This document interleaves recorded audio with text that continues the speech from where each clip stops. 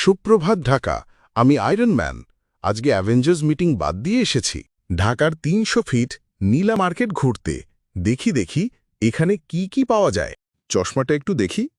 এইটা পরে তো আমি আর টনি স্টার্ক না, সরাসরি টিটু ভাই।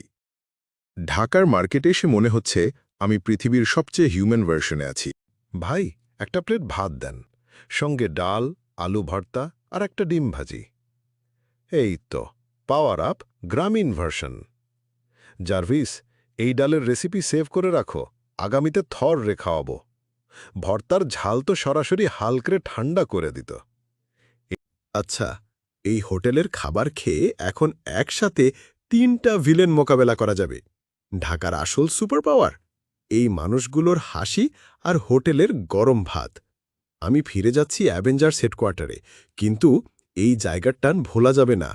ভিডিও ভালো লাগলে লাইক দাও, সাবস্ক্রাইব করো আর কমেন্টে বলো পরের মিশন কোথায় হোক, পুরান ঢাকা না গুলিস্তান।